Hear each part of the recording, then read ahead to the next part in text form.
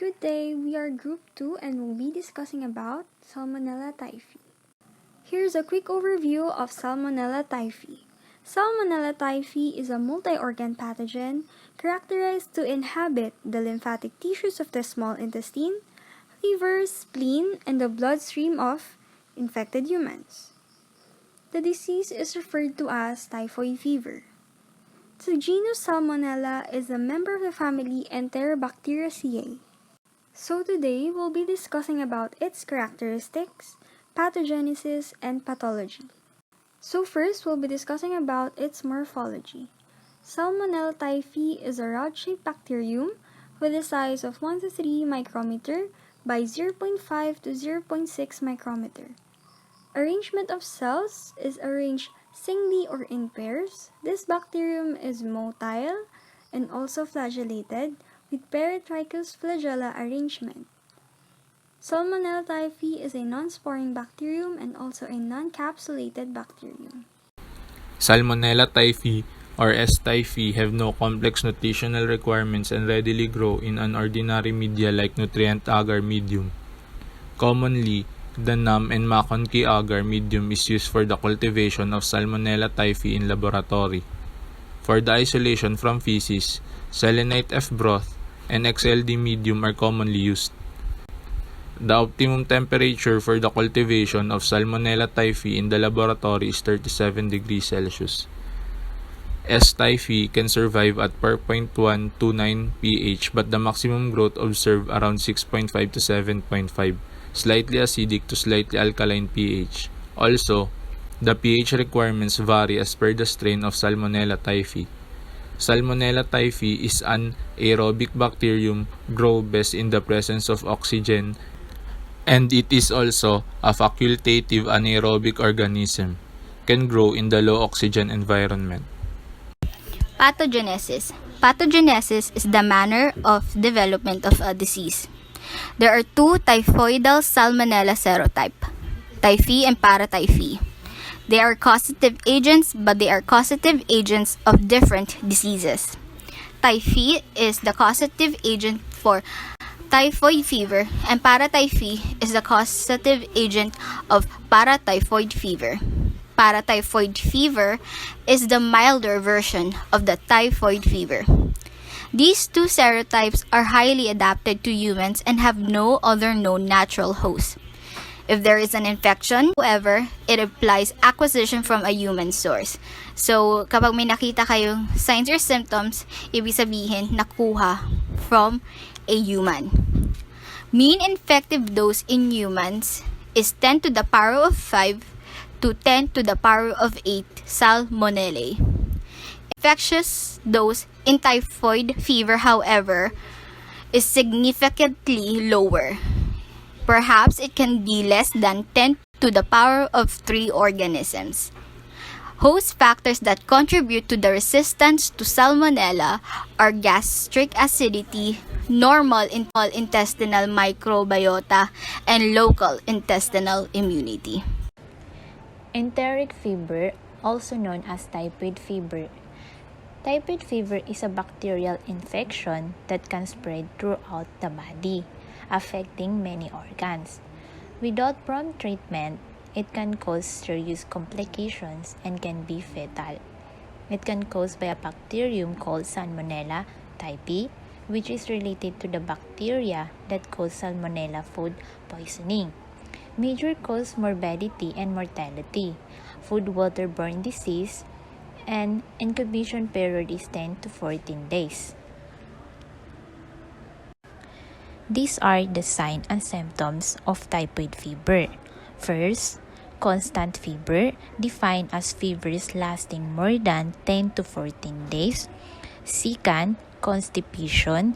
Constipation occurs when bowel movements become less frequent and stools become difficult to pass. Yun yung parang nahihirapan kang maglabas ng dumi. It happens most often due to changes in diet or routine or due to inadequate intake of fiber. Number 3, headache. Number 4, diarrhea. Number 5, anorexia. Yun yung nawawalan ka ng panglasa sa mga pagkain. Is typhoid fever contagious? Yes, a person with typhoid fever is contagious.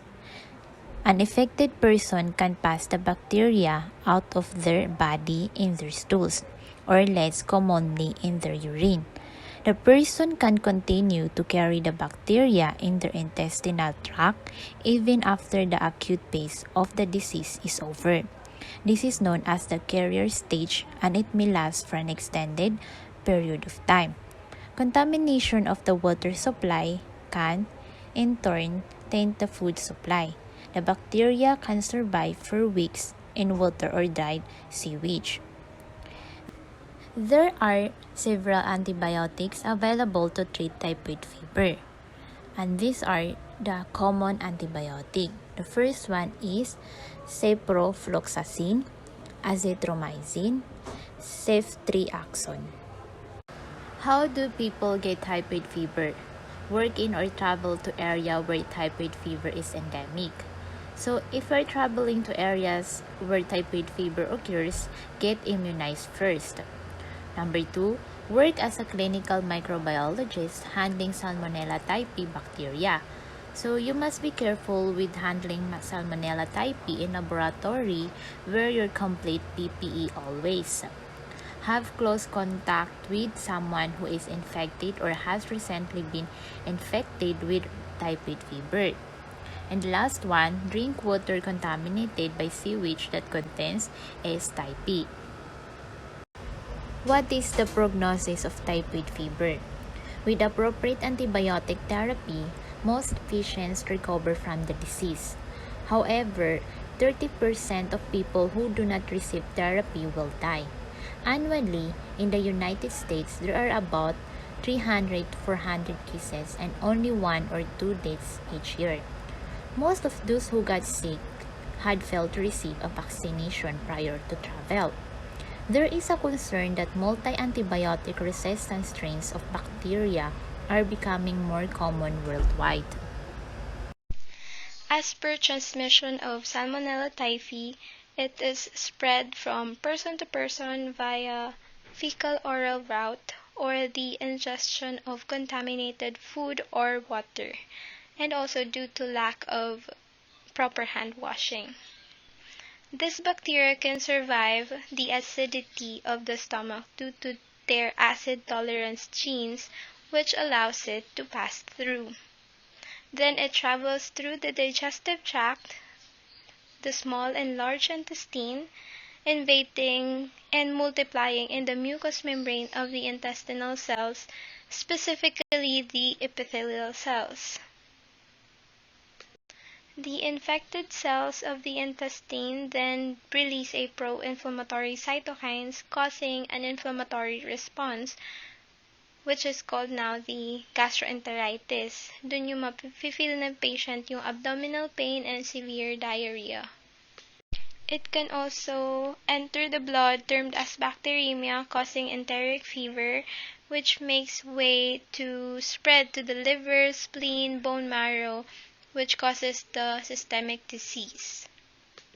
The signs and symptoms arise 12 to 48 hours after the ingestion, and it can last typically up to 4 to 7 days.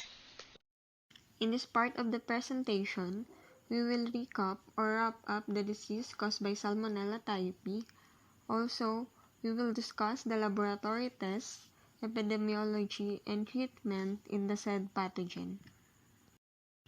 Typhoid fever is caused by Salmonella enterica serotype E typhi, but it can also be caused by Salmonella paratyphi that causes paratyphoid fever. These paratyphoid and typhoid are the same in the manner that they are called both enteric fevers, and also it both infects the intestinal tract and bloodstream, although mas severe yung signs and symptoms ng typhoid fever compare sa paratyphoid fever. Typhoid fever can be acquired through a bacteria that are contaminated in food or water by a human carrier. Also, typhoid fever affects different organ, especially the gallbladder. So this is the famous example, Typhoid Mary or Mary Malone, her real name. She is identified as a first asymptomatic carrier of the pathogen Salmonella typhi in USA.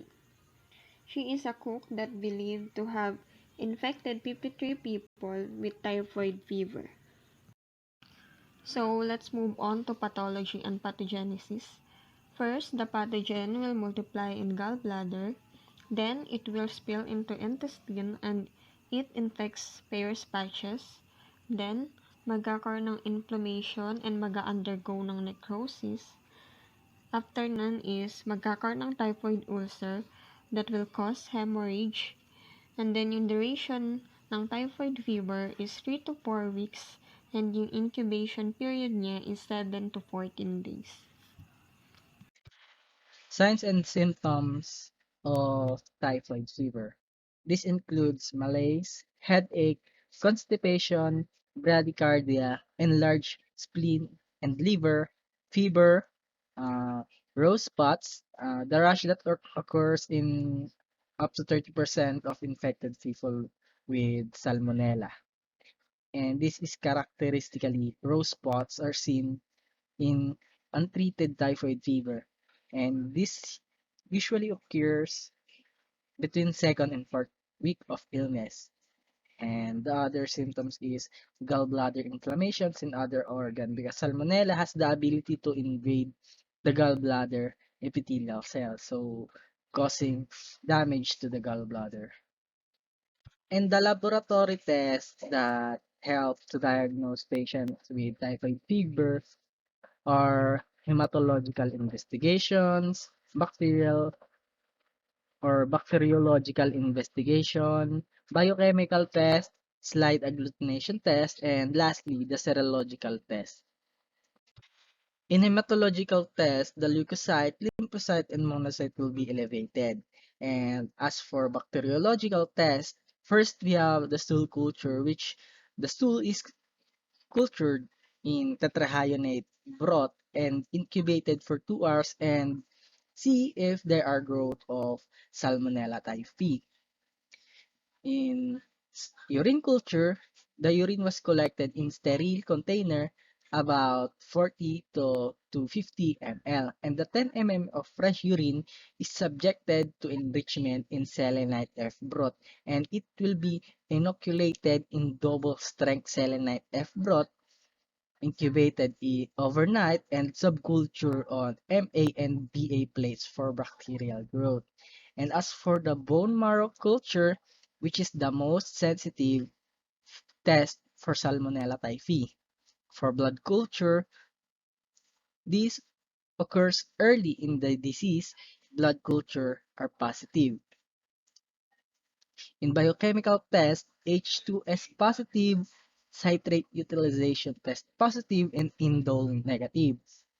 For serological test, we have the Widal test, which is the diagnosis of typhoid and paratyphoid tube agglutination test that detects O and H antigen. And the other one is ELISA test. IgG and IgM antibodies are detected by an ELISA using whole Salmonella typhi as an antigen. We have epidemiology. Epidemiology tackles the prevalence of the disease in our country. Let's have a quick recap. Salmonella typhi, the fecal matter of a person infected with salmonella, may contaminate with food and or water, in which may lead to the infection of another person. Some animals are unaffected with salmonellosis infection.